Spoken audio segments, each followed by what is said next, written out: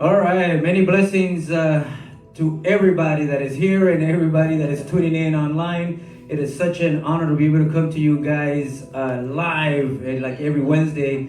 We take this time to be able to break down what happened on Saturday, and today we have the distinct Sunday.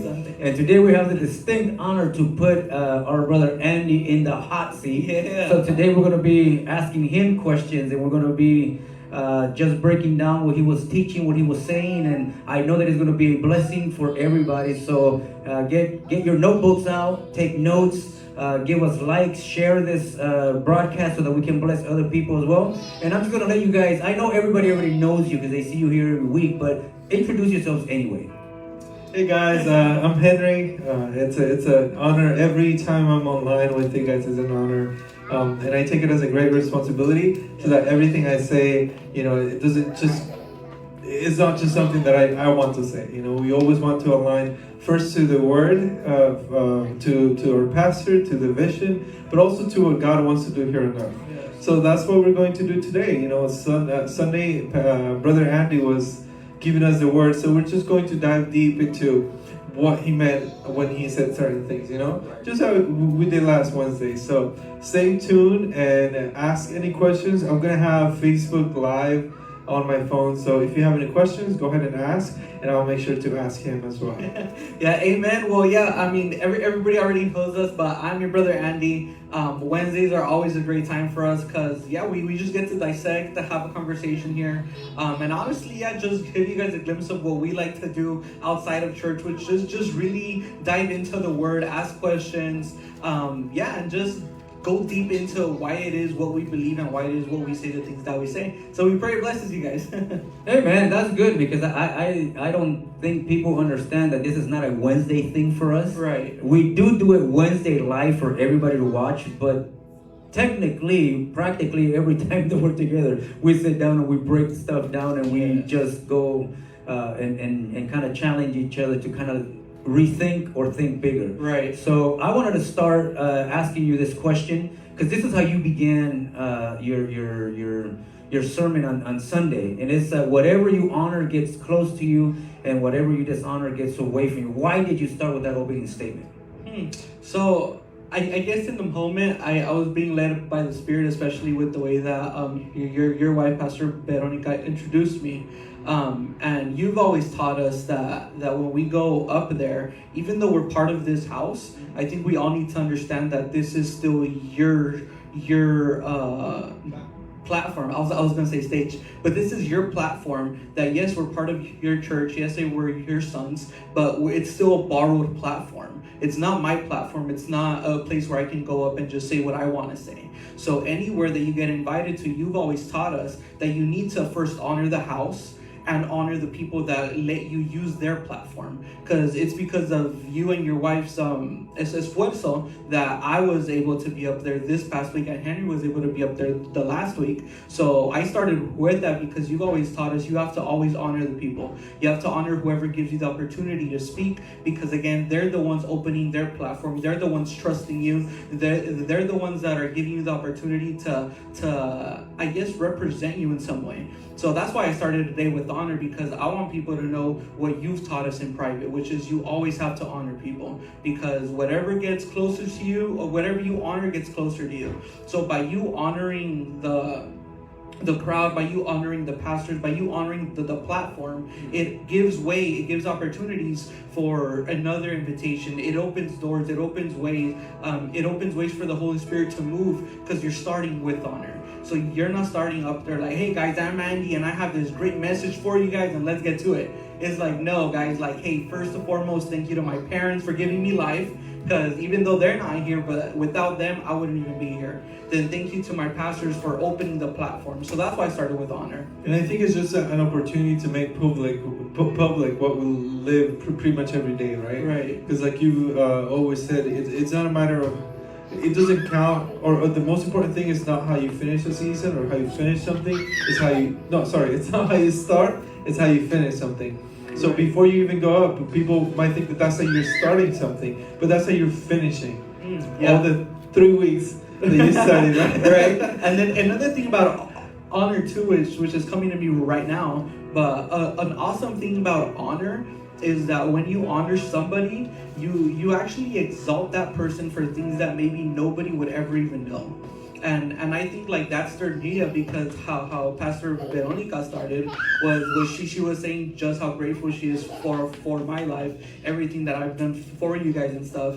But it's stuff that nobody knew about. It was stuff that nobody would have even found out about. So when you get up there and you honor the person, it's like you get to share with people how much you really care for them and love them. Because again, people only see us here Wednesdays, Fridays, and Sundays, but they don't see and we've said this countless times, but it's because we mean it. It's like people don't see all the time that goes into being able to be up here. People don't know how many hours we've spent talking about one topic. People don't know how many times we've been corrected and disciplined or guided. So that's where you get to honor, because it's like we wouldn't be able to be here without honoring the people. But it's like you have to honor people, because I wouldn't be able to be up there if you guys haven't given all these countless hours, days, weeks, months of just mentoring me and teaching me and being able to answer every question. So also when you honor people, you get to just not glorify them, but you just get to exalt them publicly, or just honor them publicly for what they've done in private also.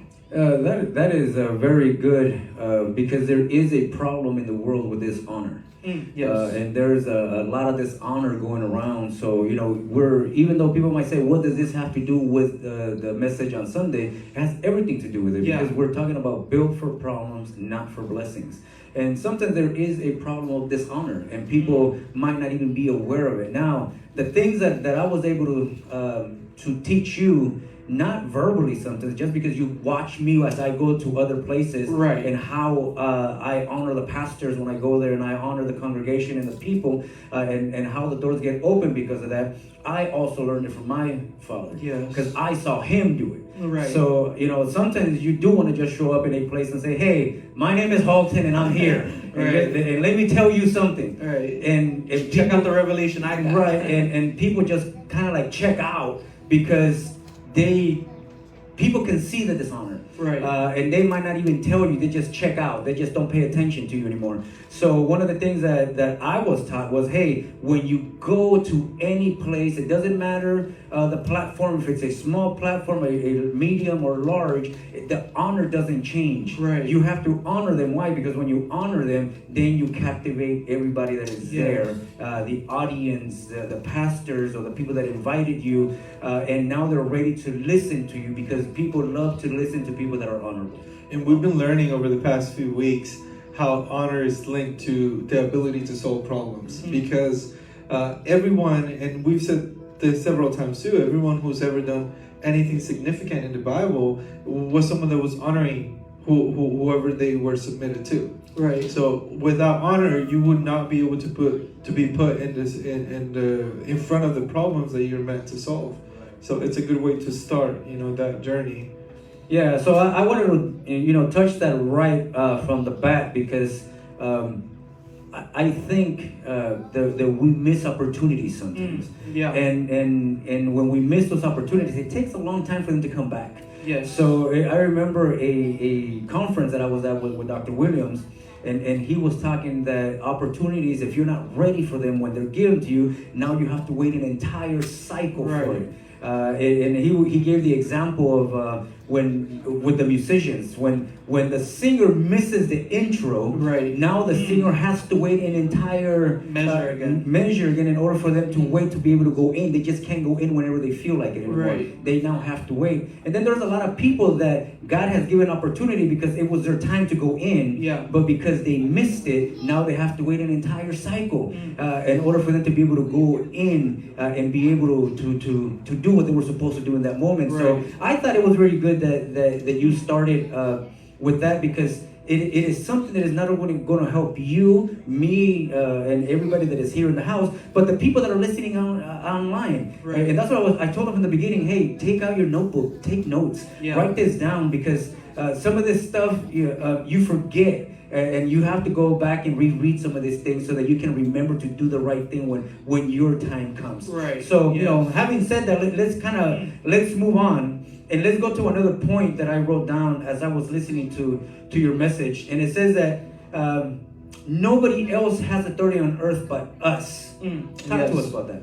Okay, so part of why I said that was because from the beginning with Built for Problems, we've been talking about we need to understand who created us. You gave a lot of good points, and so did Henry, on being able to understand that where our strength and our identity, everything that we have, we need to understand who it came from. So that's understanding God and why He created us in the first place. I think one of the things I said was that because of the way we've grown up in religion, the way we've grown up in Christianity, we've always thought about that we were born here and we were put here on earth so that God can solve all of our problems, so that God can just give us this perfect life, and it's always Him working for us, and we're just going to say, thank you, God, we'll see you in heaven.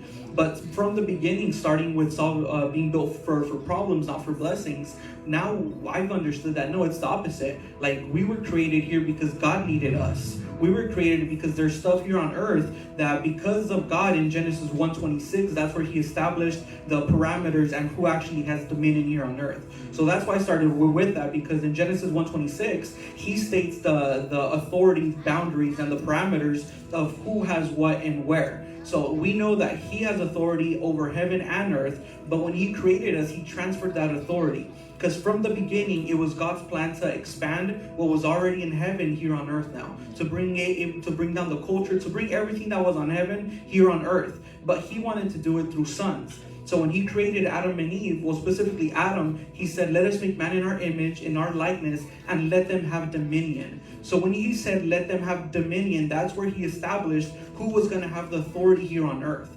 So yes, God was still, He's the author of everything. But now as far as Him being able to operate freely, that's where He set the parameter of now, no.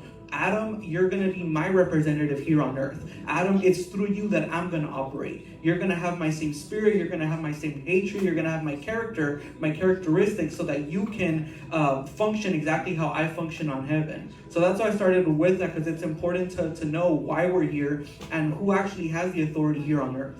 And then I guess linking to that, you did say that God is waiting on us. Yeah. Right. So what can you say more about that? I guess it's linked to what you're saying now, but what is God waiting on us or for us to do? Right. So I think with waiting on us, we have to just analyze again the problems and everything that we complain about in life. So just generic examples, we always complain about, let's just say, our jobs. Why am I in the place I'm with? Why am I in the position I'm at? Well, why can't I grow? Why aren't there doors opening? Lord, why is the situation with my family the way it is? Why are the relationships with people the way they are? And in our prayers, we always just say, God, fix this. Lord, you know what I'm going through. You know all these things that I have problems with that I need fixing, and you do it.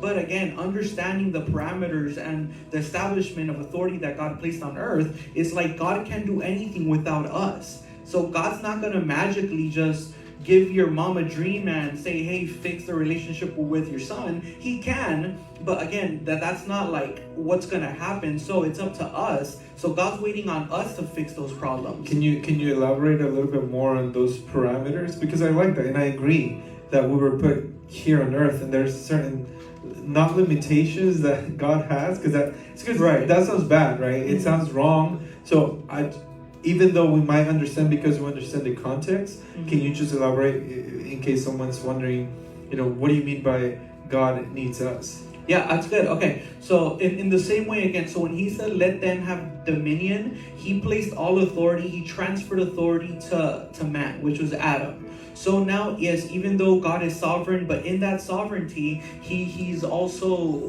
what's the word? But His law, His word is also law to Him. It's not just law to us. Yeah, so His word He's placed above Himself. So when He said, let them have dominion, God placed Himself not in a limitation, but in an authority where He can just do whatever He wants, even though He is sovereign. But when He speaks, the word becomes law, not just to us, but to Him as well. So when He said, let them have the dominion, it also implied that spirits can't just operate here on earth freely. Spirits need a human body, which is why the spirit in us depends on our human body to be able to operate. So when we say he's waiting on us, or he depends on us, it's because of the authority that we carry. So God, yes, he has the ability and the power to just come and do whatever he wants, but because God will never violate his word, he's waiting on us now. So that's what we need to understand, that God, yes, he can do it, but because he placed his word above everything else, he'll never violate it. I like that. He will never violate his word. Yeah. I really like what you're saying, and it's perfect because a lot of people have the misconception of what sovereignty means.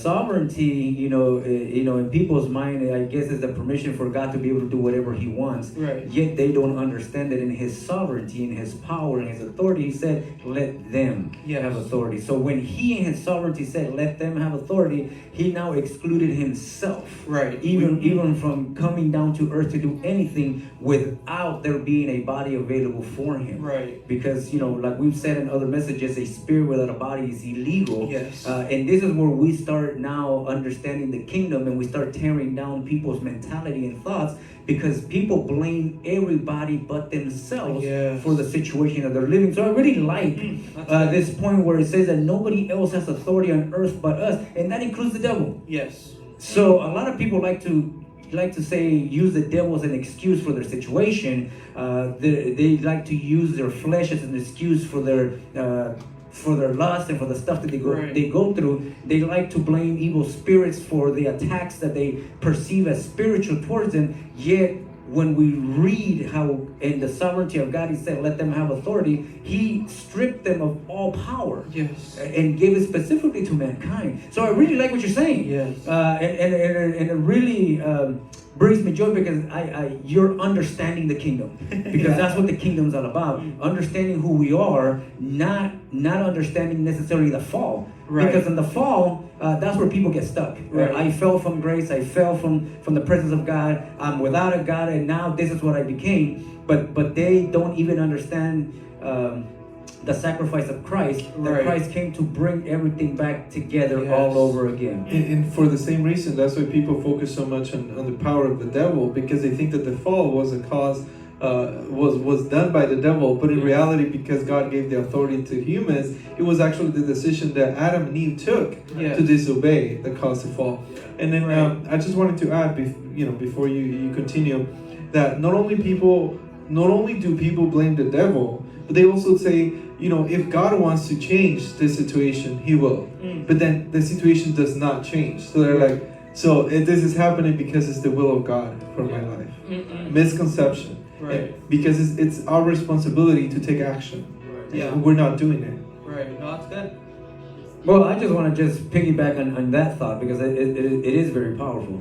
Bottom line is that when we pray for a solution, God is not waiting on us. Yes. Which leads me right into the next point that I have here, because I think we need to hit this one really hard. And it says, sometimes you are the only one that can see the problem because you were meant to fix it. Right. A lot of people complain about problems and other people can't see them. Right. But the reason you can see them is because it is your problem to fix. Yes. It is something that God is allowing you to see because you are the right person to fix it. Yes. So, I've had this issue many years ago while I was in my journey in the kingdom. And I would be like, why don't they preach about this? And why don't they preach about that? Right. And why don't they teach this? Why can't he say this? Oh, I'm so disappointed.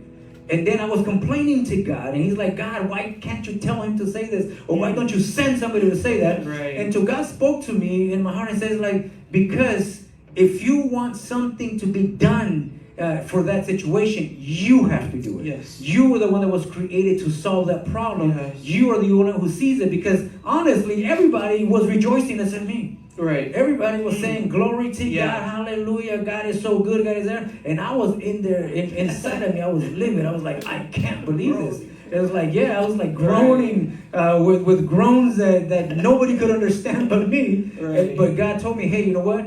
If you want something to be done in this situation, Yes. you're the one that's going to have to do it. Right. And sometimes a lot of people don't understand that. That's why I liked when you mentioned this in your teaching, that sometimes you are the only one that can see that problem. because Yeah. you were the one that was meant to fix it. Talk to us about that. Yeah, so I think the problem with that is, and it ties into what we were talking about, but it's like the lack of responsibility and the lack of preparation really shows in that area.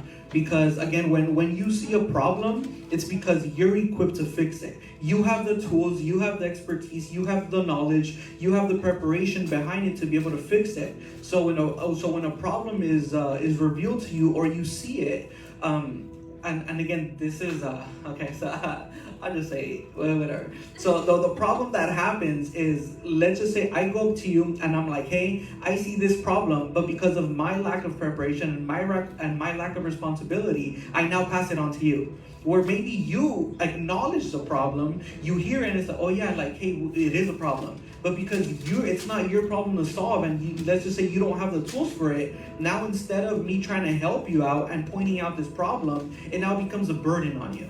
And that's where the problems start, because instead of me being a solution to the problems of, let's just say, of my life, the problems in your life, the problems that this house might have, now I become a burden, because even though I have the tools and the equipment to solve them, but because of my lack of preparation, I bring you the problem and I want you to solve it. Instead of saying, hey, I see that you don't know how to play music, we need a worship team. And I just leave it at that. And it's like, but you're in the same place, like, okay, you're telling me I need a worship team, but I don't sing, I don't play instruments.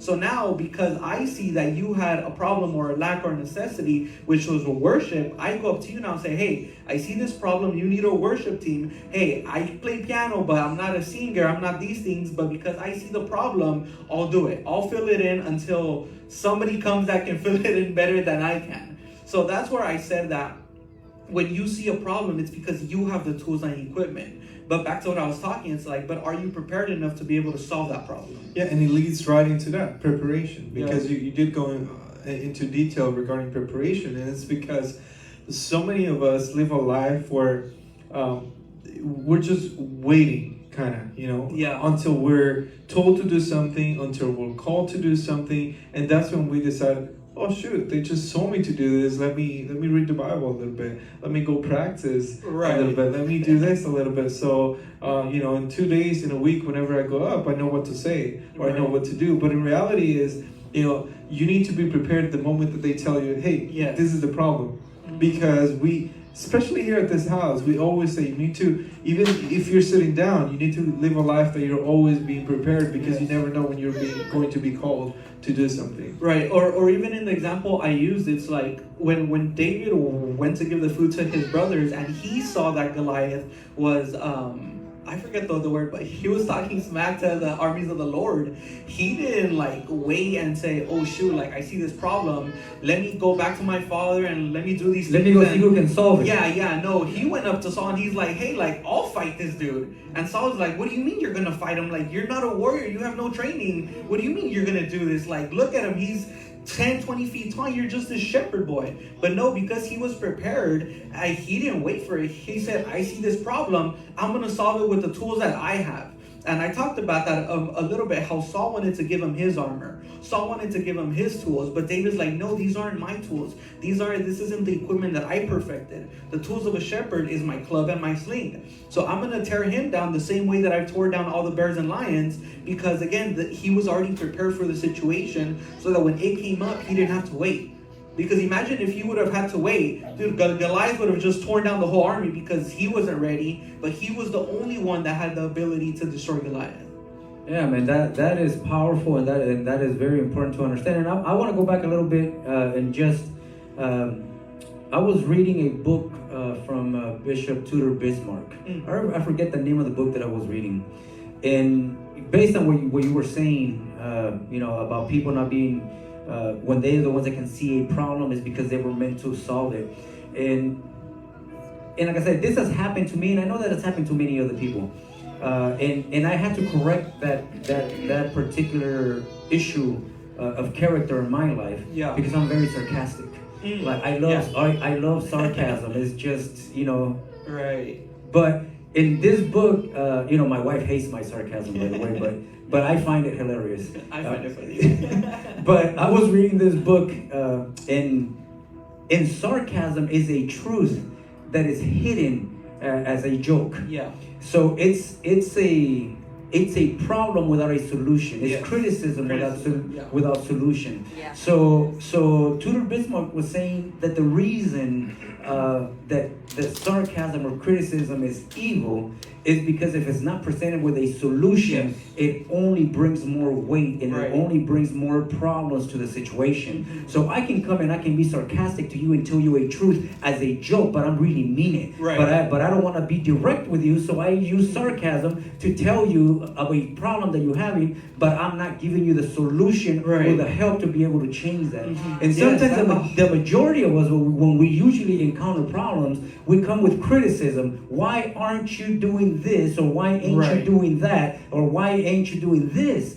But without a solution, Yes. it's you're just adding to the problem. Mhm. Because if you're the one that is seeing it, then it means that God is showing you that is showing you something that the other person ain't seeing or doesn't have the ability to do, but you do. So Right. that's why it bothers you so much. So we can go back to the story of Joseph. Yes. Joseph had this gift of interpreting dreams. So the gift of interpreting dreams was not to reveal the problem; it was to reveal the solution. Yes. But you can't have a solution without knowing the problem first. So Right. he would always tell the dream and tell you, this is the problem. This is what's going to happen. But let me tell you the solution as well. Yes. So, when we come and we're, especially with this question, sometimes you are the only one that can see the problem because you're meant to fix it. We have to be able to understand that when we approach anybody or anything, whether it's a school, a church, a business, our job, family, or whatever, we never come to address the problem. Right. We do talk about it. But what we have to have in our sleeve is the solution. Yes. So this is the problem and this is the solution. Yes. Because if you just drop the problem with no solution, you just made it bigger Right. and nothing happened. Yeah, and over it. No, I was just gonna say that's really good, and I think we need to understand that because again, and I'll talk about church, especially us. In this house, again, we're still small, so we're establishing a certain culture, and I think one of the cultures or the aspects of the culture that we want to establish here is that we don't come to we don't come to the leaders of this church with problems. If you want to come with problems, you need to bring a solution. Because I think we fall into this trap of it's so easy to criticize and it's so easy to point out stuff, but you only point it out to put weight on the people you want to do it. And it's like you're saying, like, no, if you're gonna point out stuff, if you're gonna criticize, if you're gonna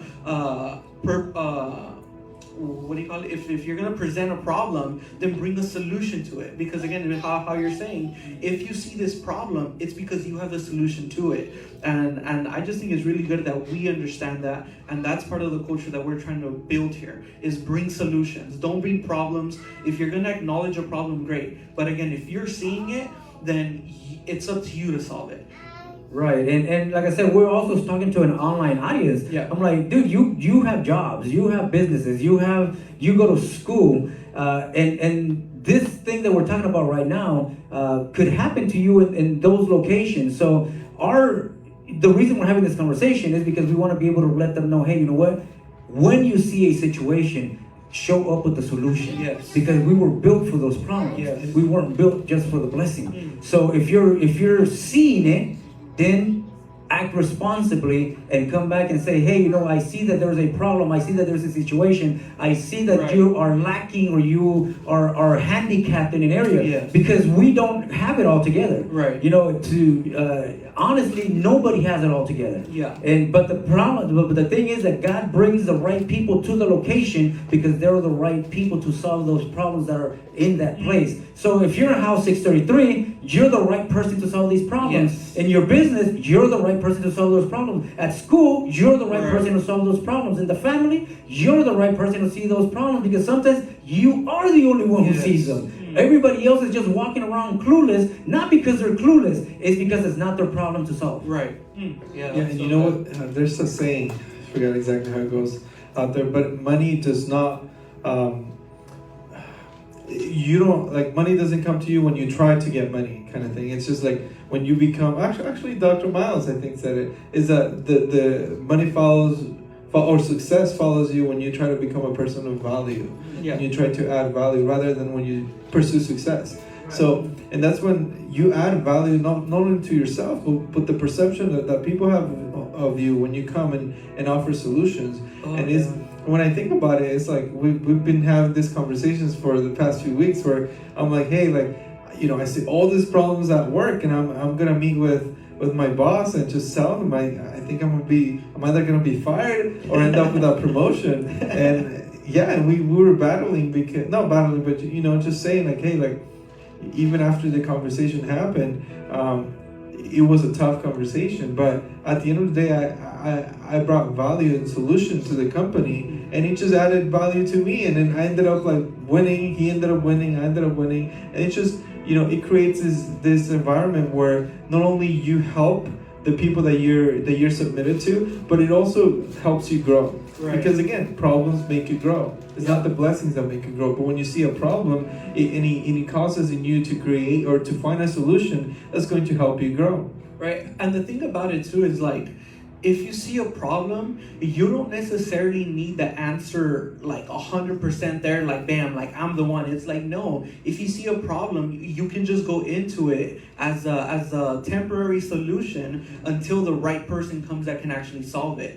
And again, that ties into serving, it goes into honoring, it goes into everything. Because again, like I'll talk about us, like we're in the worship team, but we're technically not doing roles that we know how to do. Like I'm a pianist, you're a drummer, but it's like we're here like trying to play the guitar, trying to sing, trying to do all these things, not because we think we're the best at this, but it's like, no, we saw a problem, we saw a need, and it was like, hey, pastor, I'm not the guy to do it. I'm telling you now that I don't have the greatest voice or the greatest skill, but because I see this problem, this necessity, I'll solve it until the right person comes. But we didn't just say, hey, like, even though I can't sing, or even though like I can't do all these things, like find a singer. Yeah, and even when you have no abilities to become the partial solution, even. Right. But if you see a problem, you need to have the willingness, yes, to be part of the solution. Yeah. Because even if I'm not, let's say I didn't know how to play any instruments or sing or whatever, I don't think I know how to sing, but either of us. Yeah. But if I'm just willing to say, hey, what Right. can we do? So look, this is what I think that we can do. So just be part of the solution. Yeah. Because at the end of the day, you can even be, it's like being put to do something and you don't have the willingness. You Right. might do it, you might have the ability to do it, you might have the ability to play, to sing, to do all these things, or to preach, you know, to just apply it to all Right. areas. But if you have no willingness to do it, you're just going to botch it. Yeah. Yeah. That is so good. This leads us, like everything is lining up perfectly into the next questions and stuff like that. Which this is kind of like a question that has to do with something you mentioned at the beginning of the broadcast here. It says, why is God always waiting on us? Mm-hmm. I don't know if you said it or if I wrote it that way because of what you were I talking think about. he said it that way. Yeah. But it's like, why is God always waiting on us?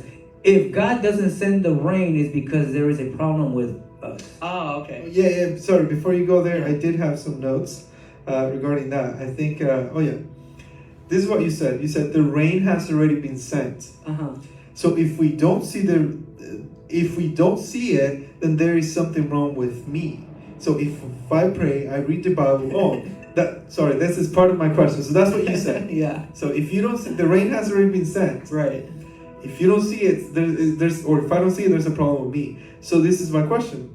So if I pray, I read the Bible, and then I come to church and still don't see the rain, what is the problem? Okay. Oh, that's good. All right. I'm Because many people, right. people can say that. Well, you know, I'm doing all these things and I still don't see it.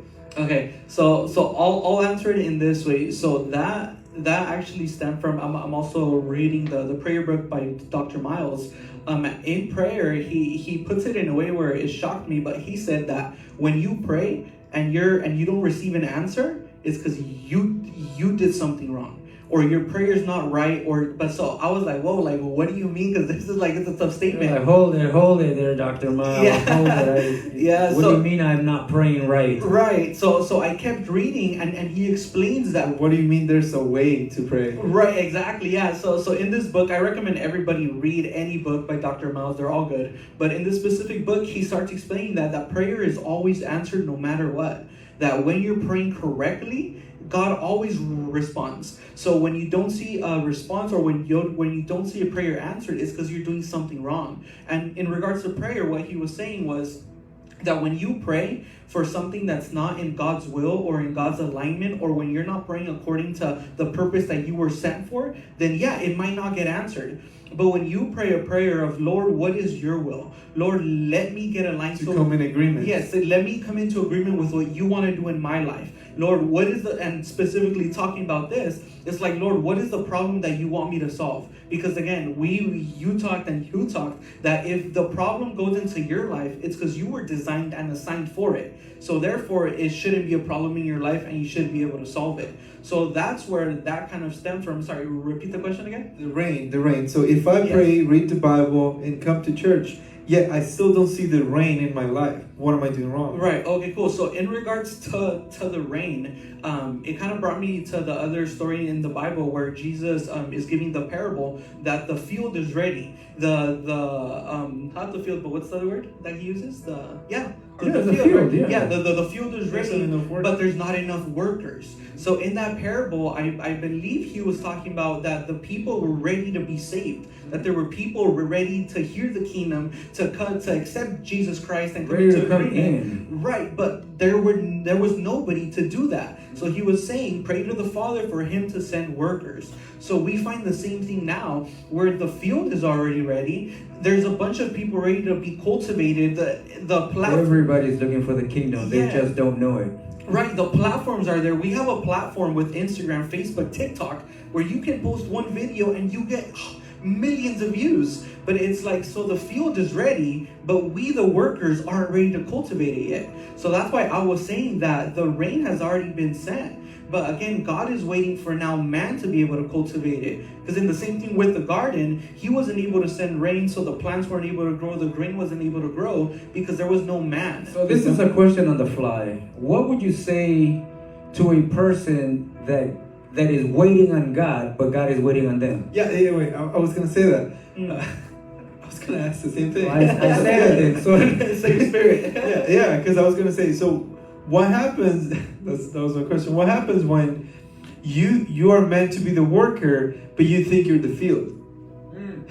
Whoa, wait, what? Say that again? Yeah, what happens when you're meant to be the worker, but you think you're the field to be worked on? So it's the same thing that I was saying. So they're waiting to be rescued because they're in the field and trying to come into the granary of God. Yeah. But God is saying, no, you're not supposed to be in the field. Right. You're the one that we're praying for to come to go work. Right. So like I'm going back to the question, what would you say to those people? Because I find, and like I said, I'm not trying to offend anybody, but I find that a lot of people are waiting for God and waiting to be rescued, and they're not willing to work. Right. And they're praying, God send help, and they are the help, and they don't want to do nothing. So what would you say to them? Yeah, I mean, it would just have to you need a full repentance. And just again, going back to understanding why you were created. Why did Jesus really die on the cross? Why did all these things really happen? And we need to repent. We need to just erase and let go of everything that we were taught and now embrace what Jesus really came made to do. Because he said that repent, for the kingdom of heaven is now at hand. So we need to understand that yes, we were saved, and nothing that we do can ever buy or pay the price of salvation. But then we need to read the rest of the Bible where it says that we were saved for good works. The good works that were prepared for us since before the beginning of the earth. And that's where I think the difference from Christianity is to now the kingdom. Because Christianity or religion will leave you at, yes, God saved you and you're just waiting for heaven. But now the kingdom says, no, yes, accept the sacrifice of Jesus. But the only way that it reveals that you accepted his sacrifice is if you now work for the reason that he died for. I see that you have something to say. I got a lot to say. But imagine a person that has been rescued and saved from a fire or from drowning, and then they're unwilling to do that for somebody else. Right. but they were waiting for the person to do it for them. Yeah. So this is what we see here. Christ is saving so many people from many situations, whether it's from broken marriages, from drug addiction, you name it, Right. pornography, adultery, homosexuality. And now that he saved you, you find yourself in a cozy spot and saying, I'm unwilling to go back Right. and save anybody else because I'm saved and I'm good. Right. So, and God is saying, hey, we need to pray. You need to come into agreement with me so that there can be enough laborers in the field so that we Yes. can rescue all the people that are ready to be rescued. Right. Which goes right into the next question. The lack of preparation keeps us in the same cycle and stuck in the same place. Yeah. Is it possible that people are not responding to that voice of God to become the workers, the laborers, the ones that need to go into the field because they are not preparing themselves because there is lack of preparation? Yes. Because they, instead of them preparing themselves to go out there and work, they're waiting to be called or to be told instead of preparing for when that happens. Or even the lack of preparation not allowing you to hear the voice of God. Right. Because how are you going to hear the voice of God you don't know? Right. Yeah, no, so I guess the reason that I brought that up is because, again, we're understanding that we're being built for problems. We're understanding that we're designed and we're equipped with all these tools and everything. But again, part of the question is, so then why can't I use them? So when we were talking about it, it was like, what was lack of preparation? So wait, what was the question again? The lack of preparation keeps us in the same cycles and stuck in the same place. Yeah, cool. So one of the things that we've learned in private that you've always told me is that nothing should ever catch you off guard. And I didn't say that on Sunday, but after our talk, it was like, yeah, there were so many points that I couldn't address. But that was one of them, is that nothing should ever catch you off guard. So part of preparation was that prepare means to make ready before it happens. So preparation literally means that you need to be prepared for whatever situation may arrive in your life, because we know that our situations are going to arrive. And that's something that we've talked about. It's like, if you think that you're not going to be tested, then you're living a lie. Like, you're just deceiving yourself. If you think that you're not going to run across problems, again, you're just lying to yourself. If you think that you're not going to go through tribulations and all these things, then you're lying to yourself. So if you know that they're coming up, then why would you not prepare for them? So it's like saying, if you're in school and you know the syllabus and you see that, okay, my semester is over in 3 months, we're going to have this big final, and then you don't prepare, you don't study, you don't do your homework, you get to the day of the final and you hear like, oh, it was day today? Like, I didn't know it was day today. The teacher's going to say, no, you're a fool. I gave you the syllabus at the beginning of the semester. You knew it was day today. I've given you homework. I've given you books to study. So why didn't you prepare yourself for the final that you knew was going to come? Or how about those pop quizzes that show up all of a sudden? You get to class and you're expecting the test like 2 or 3 weeks from now, and the teacher says, today we're having a surprise quiz. Right. Prepare, let's get ready. And you're like, what do you mean? Right. I thought the test was 3 weeks from now. Yeah. And then they're like, nope. No, but if you would have been doing the homework and studying like you should have, then it shouldn't catch you by surprise. I have a question, Right. and it's just on the fly. I hope it's not too disruptive. How can you differentiate preparation from preoccupation? Because when you as you elaborate it, it could be confused. Because when I get what you mean. Yeah, when I talked about or in my preaching 2 weeks ago, that's one of the points I said is like, don't preoccupy yourself, right? Face the problem as it's in front of you. Preparation is good, and I'm in agreement that Right. we need to be prepared. But how can you differentiate preparation from preoccupation? Okay. So I think that the only way that you will be preoccupied with something is because you never prepared for it. Because when you are prepared for something, even you will never be preoccupied with something. Right. Because even if it doesn't come, you're ready for it. So Right. I like that the definition that you gave on preoccupation. To make ready before. To make ready before Yeah. it happens. So preparation is to make ready before it happens. That is Right. amazing. Why? Because you have to be ready for anything before it happens. Why? Because as a man thinketh, so is he. Right. So before we do anything, whether it's good or bad, it's always in our mind. Right. So we think about it. So, like, for example, if you're battling pornography, for example, Yes. if you're battling homosexuality or attraction to the same sex or any other sin, before you actually consummate it or even do it, you think about it, you battle it in your mind, you're there. But how do you defeat those urges? You prepare for Yes. them. You have to tackle them before they even show up. Yes. You can't fight it the moment it's there, Right. because it's too late. It's Mhm. going to be like that lion, like that bear. It's just going to eat you up. It's that Goliath that is Right. going to intimidate you, put fear into you, and make you think that you don't have the ability to defeat this thing that looks huge. Right. But preparation would allow you to be able to be ready for those moments. And even if they show up, when they show up, they're going to be your lunch. Right. Yeah. And, oh. Sorry, I was just Okay. going to add, and now that he said, or you read the description or The definition, make ready before it happens, right? Mhm. So when you prepare for something, it's something that will happen. Preoccupation, you've said, it's something that it may or may not happen. Mhm. Oh, that's Yeah, good. but the thing, like, with preparation too, and using his example, and I'll use another one too, but that's one area where you definitely know that you need to be prepared. Everybody knows their areas of temptation. Everybody knows their areas of weaknesses. It's not a question. Like, we all know what we struggle with. We all know what we need to fix. So those are the first areas, or those are the areas that you know you need preparation. Like he was saying, if you struggle with pornography, all these things, and you haven't defeated it, you know it's going to come up. You know your trigger points. You know that if you're alone in your room watching a movie or watching whatever it is that you watch, it's going to come up. So that's an area where you need to be prepared so that you don't even put yourself into situations, or get prepared to the point where if it even comes up, then you'll defeat it.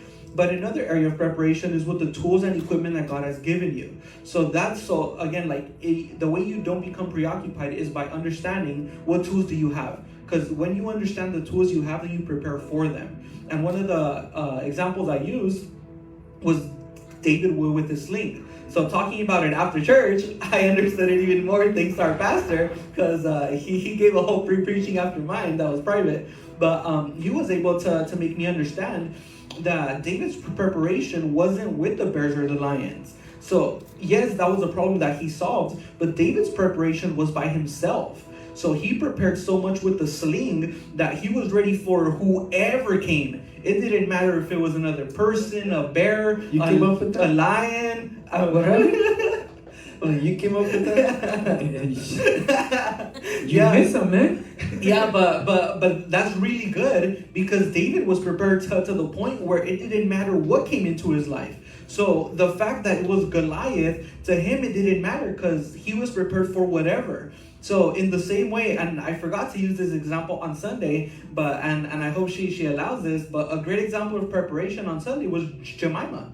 Jemima's a sister that goes to our church, but she had no idea I was going to ask her to sing. I didn't even know I was going to ask her to sing. It literally was in the car where I was like, hey, pastor, we're thinking of doing these songs. I think it'd be good to ask her to sing with us. She had no idea. She's never practiced with us, but we saw her preparation on stage. She practiced on her own time, not knowing any songs. She's kept her voice, what's the word? Crisp. Yeah, crisp. So that when I asked her, I was like, hey, Jemima, would you want to sing with us? She was like, sure. What songs are we doing? I'm like, we're doing these new songs. Do you know them? And she was like, yeah, I know them. I was like, okay, cool. She gets up here and she kills it. And I forgot to use it, but that's a great example of preparation. She was prepared to the point where I called on her on the spot, and she was able to execute. She didn't need weeks of time of preparation. She didn't tell me, hey, I don't know this song, I don't know these lyrics. Hey, I haven't sang in forever, so I can't help you today. It was, yeah, sure, I know these songs, I'll help you out. And I guess when you, at the beginning you said,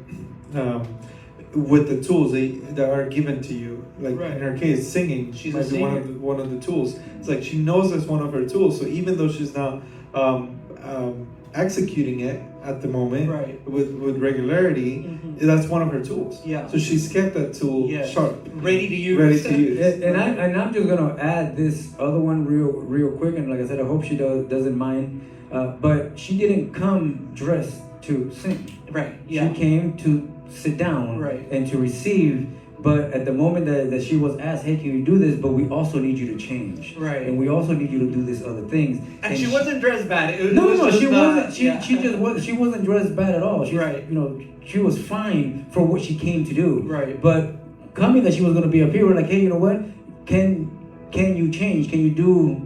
Do you have another offer? She's like, yeah, I'm ready. Right. She didn't get offended. She didn't. Right. She didn't. Feel like, oh, look at them. No. Yeah. She was ready to do whatever was necessary at the time, so that she can go up there and do what she loves to do. Yes. Because she loves to sing. Right. So she's like, I ain't gonna miss this opportunity. I will put whatever they tell me to get up there and Right. sing and be able to be of service. So, all those things fall right into this preparation aspect that we're speaking about, because you never know Yes. when they're gonna call your name, when they're gonna say activate, go out there and do your thing. And if you're like, well, I'm not prepared for it.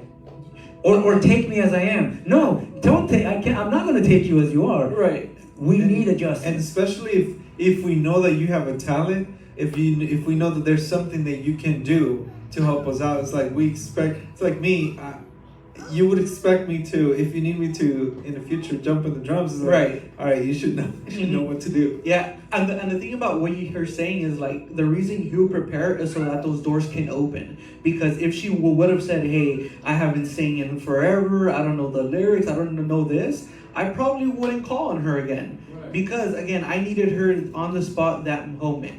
Yeah, and again, that's separate. But that's what preparation does. It also opens ways, because, like I said, now I know that I can count on her any day. If I'm feeling sick, if you're feeling sick, if we don't have a singer or whatever happens, I know that I now can call on her and be like, "Hey, Jemima, I know it's last minute, but can you sing with us?" And she'd be like, "Sure," and she'd be prepared. So therefore, this is something we were talking about too, but that brings in trust now.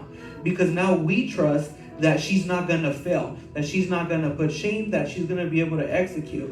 And it was the same way that I said at the end, that again, this isn't the way that you said it or even the way that you thought it, but I felt bad that you thought that I needed 3 weeks to be able to preach. So that just showed that I haven't shown you I'm prepared to the point where, like I said with Jemima, "Hey Jemima, can you sing with us today?" And she was able to do it. That I realized I need to get to that point where you can feel the confidence and the trust of, "Hey, can you preach today?" And I'm not gonna be like, "Oh, like right now, like an hour before service." Like, no, like I need to get to the point too where you can call on me for whatever, and I won't tell you, "Hey, I need another week, I need another month." But just for the record, I wasn't thinking that. I just, Yeah, I know. I just know, for the people that are watching, Yeah. I just gave you guys, here, choose a number. Right. I know, right? And that's all I gave. I didn't even tell you what it was for. I just said, choose a number. And One then I or told- eight. Yeah, 1 or 8. And then you guys went, I told you why I needed you for. Yeah. So just to move on. And just for the record, we need more than a day. For right now. Just to solidify it, I'm just going to read something that you said. Preparation starts in private when nobody can see you.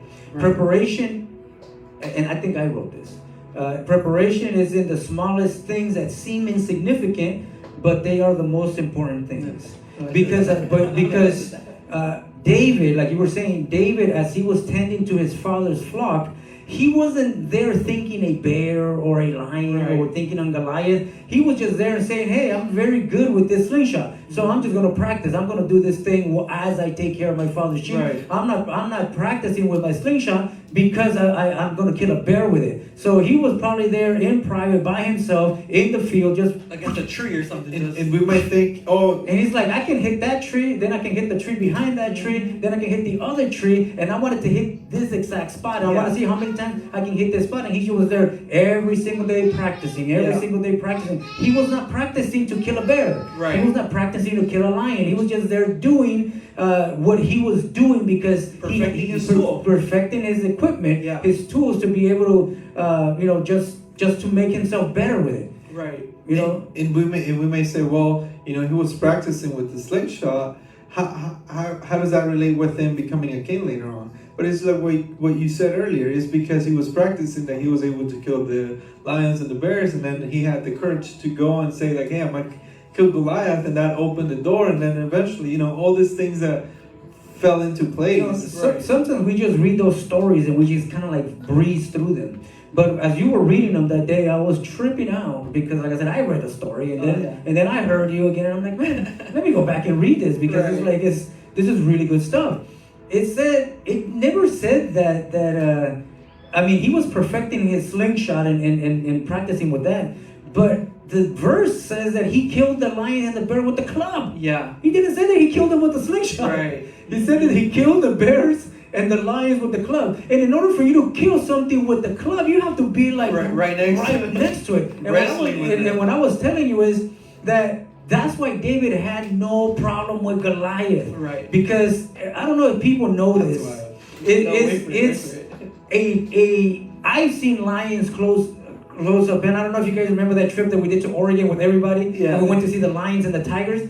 That tiger, when they stand up in their 2 feet, they're about 12 feet tall. Mm-hmm. Bears are about 12 feet tall. Yeah. And when he went to face Goliath was 12 feet tall. Right. So to David, seeing a monster that big was nothing. Right. I already beat a 12-foot lion to death, and I already beat a 12-foot bear to death. I can beat this guy that's 12 feet to death, no problem. Why are you allowing this guy, an uncircumcised pagan that has no God, come here and talk smack to you, and you have a God? Yeah.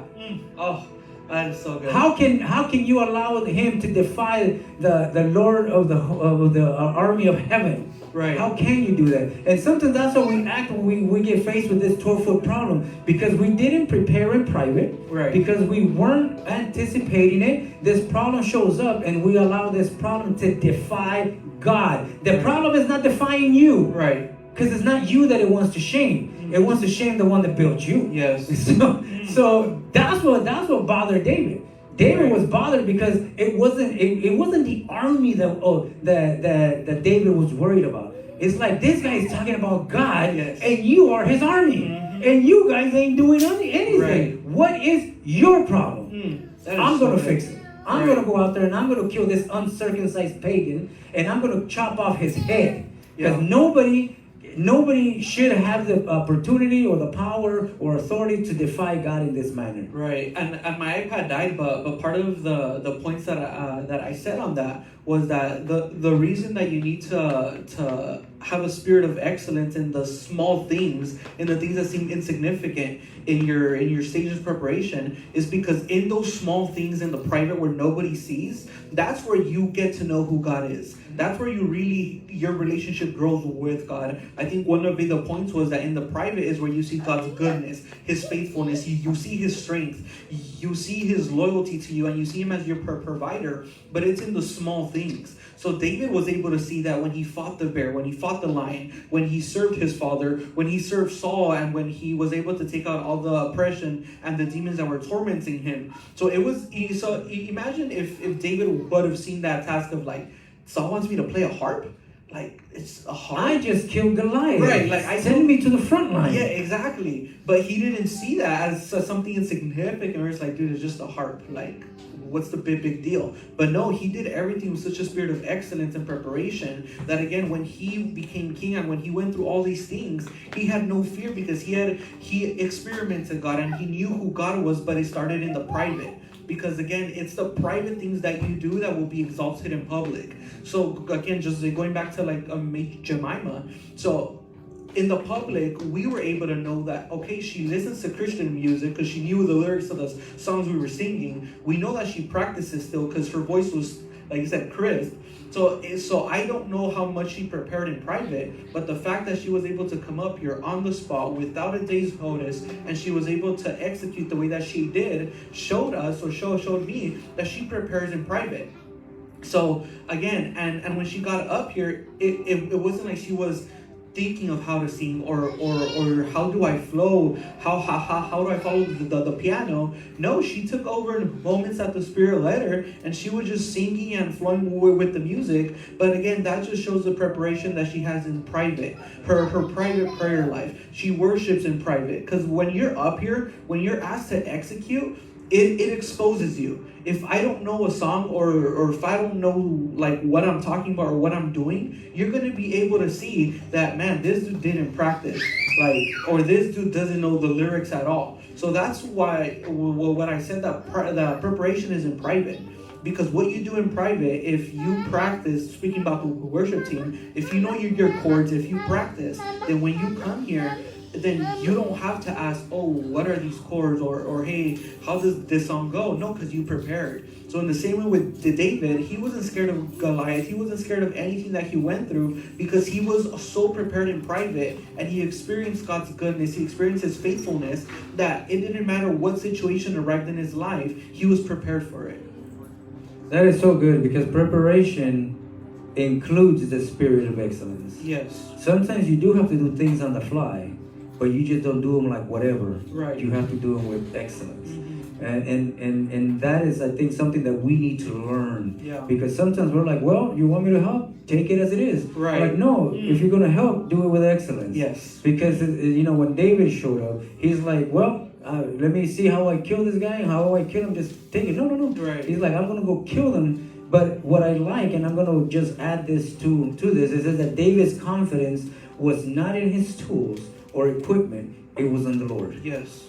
So David was able to face the lion, he was able to face the bear, was able to face Goliath, was able to play music for Saul and be able to release him from the tormenting spirits, because his confidence was in the Lord. It was not in the tools. Yes, and even like in his confession about that, and I like what Henry said in this preaching, but it's like, problems and things don't come to destroy you, but they come to destroy your vision. They come to destroy what you've said and proclaimed. So we see David when he is facing Goliath, and I'm paraphrasing here, but he told Goliath, you come at me with sword and javelin and all these things, but I come at you in the name of the Lord of heaven's army. And he says all these things, but he was proclaiming God. Again, so he wasn't proclaiming, hey, I come to you with just my sling and it's just me. No, he was saying, yeah, you come with me through sword and javelin and physical stuff, but no, I come with you in the name of the Lord Most High. And I don't know if you said that or I said that or somebody said that, but David, he didn't come with him with his physical materialistic tools, like you're saying. No, he came with him with the relationship he had with God. He came to him with the strength of God. He came to him with the faithfulness of God, that, Lord, I trust that you protected me with these bears and lions, so who's Goliath?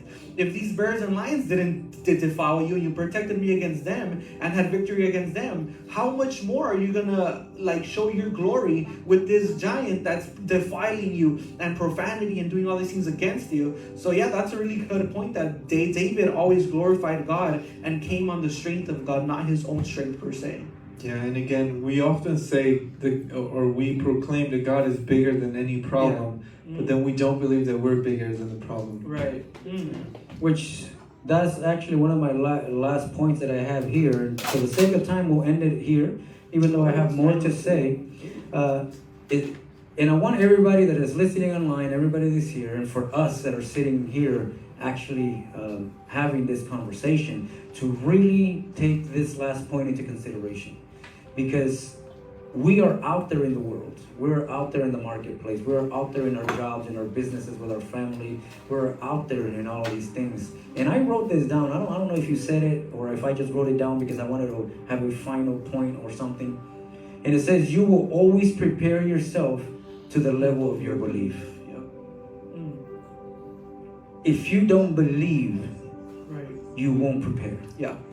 The reason we prepare, or I prepare, and I'm always reading and I'm always listening to messages and I'm always filling myself up with God, is because I believe God is going to use me. Right. And I don't want to be caught off guard, because I've been called from the Philippines, I've been called from Central America, I've been called from all these other places, and I've been teaching in people's churches that maybe none of you guys even know that I'm teaching at. Right. Because I'm being prepared, and they're seeing the preparation because they're watching us online, because they're watching on Wednesday, they're watching on Sunday. They're like, these guys are doing something. And sometimes we might not even see what we're doing, but other people are catching the vision. Yeah. Other people are paying attention to what's happening, and they're being blessed. Right. But they're being blessed because I always prepare to the level of what I believe. Yes. Awesome. And I believe House 633 is going to be a blessing Right. to the nations. I believe that this house is going to be a blessing to many people. I believe that this message of the kingdom that flows from this house is going to bring freedom from oppression to a lot of people. So Right. I prepare to the level of what I believe. You will never catch me unprepared. If you want me to speak, I will speak to you 5 minutes before, Right. an hour before, a week. It doesn't matter. I will speak. I have something to say. Yeah. Because Oh. I'm preparing to the level of what I believe God is going to do in my life. Right. And I expect, and like I said, especially to the leadership of this house, to you guys that are here, that are the next generation, the people that are sitting in the pews, prepare for what you believe. Because if you're not preparing, it just demonstrates that you have no belief. That you don't believe that God can do that to Right. you or with you or for you. And when you don't believe that God can do that for you, the only thing left is to criticize. Yeah. When they see people being lifted that they believe should not be lifted. Right. Who are they to be there? Right. But why didn't you prepare Yes. if you believed? Right. And I love the story of David when it comes to that That is aspect. so good. Because David committed murder. And David committed adultery. And David did a lot of horrible things. But one thing that I hear God, not people, because people started hating David for Right. that. But one thing that God did say about David was, this guy has a heart that is in agreement with me. Yeah. So yes, he's a murderer. Yes, he's an adulterer. Yes, he did all this. And guess what? You will pay the consequences Right. of all the things that you've done. The sword is not going to depart from your house, but your house Right. will stand forever. Yeah. And we need to understand that. That instead of looking at people and saying, hey, look, because I have people looking at me sometimes, Yeah. and they're like, who is this guy? I'm like, I don't care. And I've learned not to care Yeah. because they're not sitting in these chairs. Right. They're not putting no seeds here. Yep.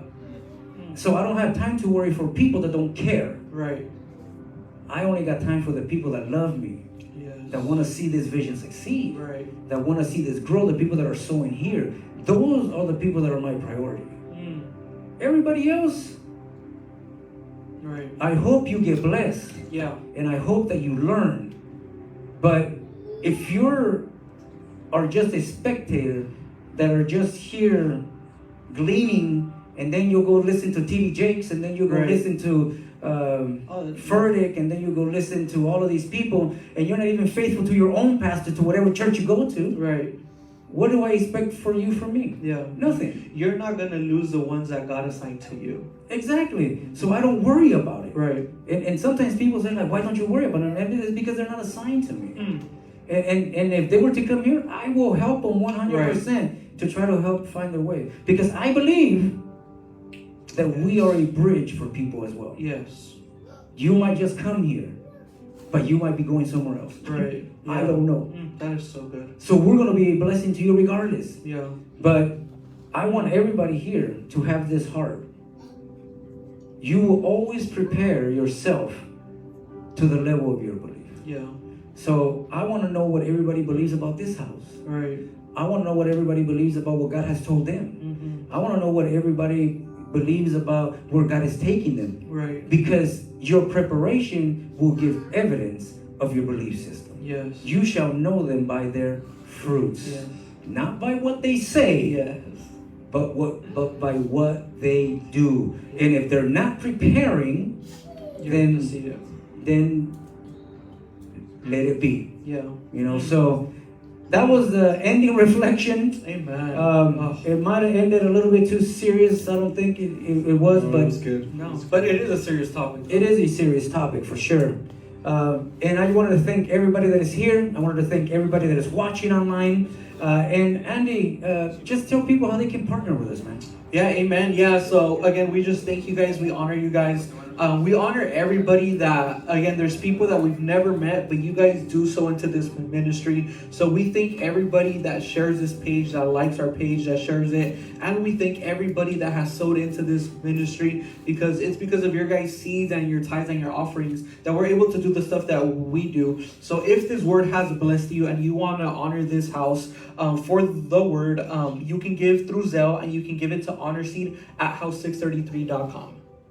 But the most important thing would be if you can join us one day Yes. and come to the house. Yes. You know, Dr. William said it this way: are you in the house? Yes. Yeah, and there's Not many- just any house, Right. but the house of Yes. God. Mm. So we would love to see you in the house of God and have you worship alongside us as we worship the King and we grow, mature, and develop together. Mm. And there's many of you that have, blessed the house, but have never been here. Yeah. So we speak to everyone, but definitely you, that you already saw value in the things that we're doing. So you can come join us and experience it here with us. We have our services Friday. We have a Bible study, so we don't go live. So someone asked me the other day, hey, I didn't see you guys live on Friday. Well, we don't go live on Friday, but it's because we have an interactive service here. So meaning you can ask any questions, you can add, you can add anything, any comments about what we're talking about on that day. On Sundays, we have our Sunday service. It's 1:00 p.m. And on Wednesdays, we have it here. You can, if you're in the area, in the Torrance area or LA area, you can come in. Even though we're doing it and it's mainly online, we do have people here that like to experience it live. So, yeah. And that's good, because again, like if you're being blessed through a screen, which is great, the atmosphere and the environment and just the presence that you experience here live is so different. Like, yeah, so if you're being blessed through a screen, just imagine how you're gonna feel actually being in this place. Nobody would ever stay home for a concert if they can be in the middle of the concert. Oh, yeah, that's good. So I would say that when it comes to the presence of God, why would you want to experience it from the outside when you can experience it from the inside? Yeah. So we hope to one day be able to see you guys here in the house, and so that you guys can give us your testimony of how this has blessed you. And until next time, to the King. To the King.